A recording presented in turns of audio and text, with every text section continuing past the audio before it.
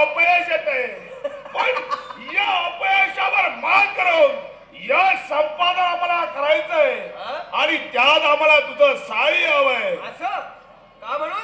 एकच स्वतःचं अस्तित्व निर्माण करण्यासाठी स्वतः हिंमत असावी.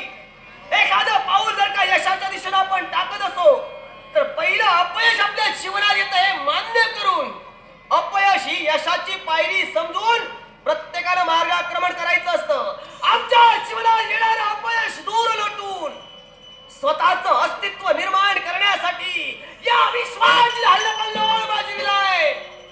जी महामारी या रूपानं या जनमानसात पसरलीये ती विसूचिका तुझी कुणी आज्ञा की तुम्ही लक्षात ठेव.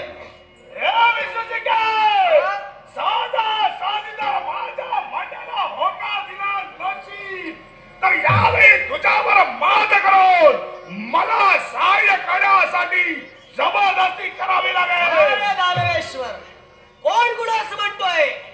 जो माझी मदत माझा सहकार्य स्वइच्छेसाठी आलाय तोच मला म्हणतोय माझ्यावर मात करे.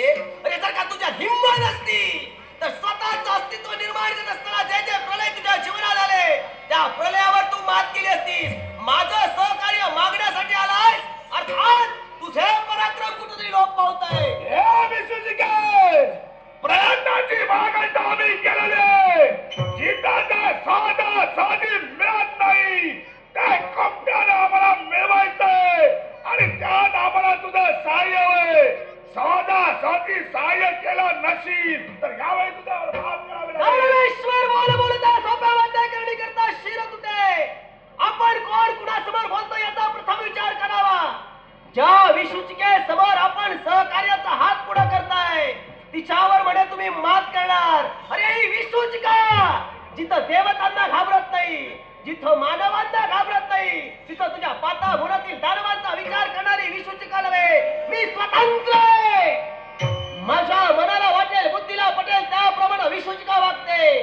जिथं मला स्थान हवंय तिथं मिळवण्याचा प्रयत्न विसूचिका करते आणि तिच्यावर मात करण्याचा प्रयत्न जर का तू करत असशील शेवट लक्षात ठेव तुझं. जिथं साधा साधीचं साध्य होत नाही तिथं ती प्रत्येक गोष्ट जबरदस्तीनं कशी साध्य करावी याची परिपूर्ण कल्पना मला आहे. दानवेश्वर, जबरदस्तीने किंवा पराक्रमाच्या जोराने कुठलीच गोष्ट मिळवता येत नाही आणि म्हणून जर का जबरदस्तीने मला तू सहकार्यासाठी मदत मागत असशील जबरदस्तीने नव्हे पाय जरी धरलेस मान्य नाही.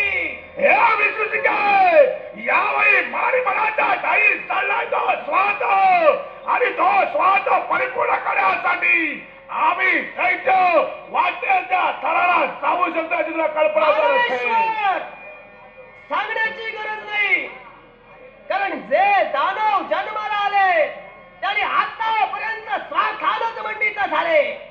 स्वार्थानं मंडित होऊन देवदेवतांची भक्ती केली, अमर आणि अजिंक्य पदाची वरदानं प्राप्त केली. पण तेच वरदान मिळाल्यानंतर अहंकारानं मंडित झाले. देवतांचीच बोटं देवतांच्या डोळ्यात घालण्याचा प्रयत्न केला.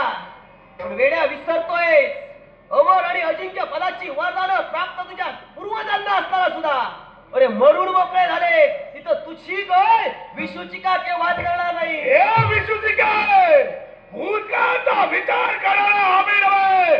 भूतकाळात जे घडलं ते घडलं पण सांप्रत नेत्रासमोर भविष्य काय याचा भविष्य काळात आमचा दानवी कुळाचा स्वाभिमान आम्हाला असा ठेवायचा आहे आणि म्हणून हे सारं आम्ही घडवित आहोत. तू भविष्य काळाचा विचार करत असशील, विसूचिका भविष्य काळाचा विचार करत नाही. ती विचार करते वर्तमान काळाचा.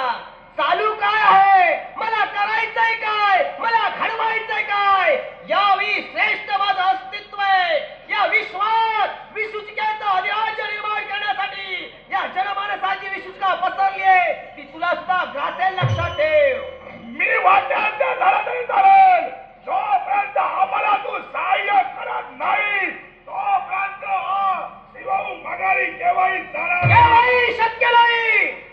जी स्वतःचं अस्तित्व निर्माण करण्यासाठी युगानुयुग चालत आली आहे ती ही विसूचिका कुणी सामान्य नव्हे, एक महामारी आहे जी विषाणू रूपानं प्रत्येकाच्या देहात प्रवेश करते, स्वतःचा उदरनिर्वाह वरदानानं मंडित होऊन क्षणार्धात सूक्ष्म होते, क्षणार्धात विशाल होते.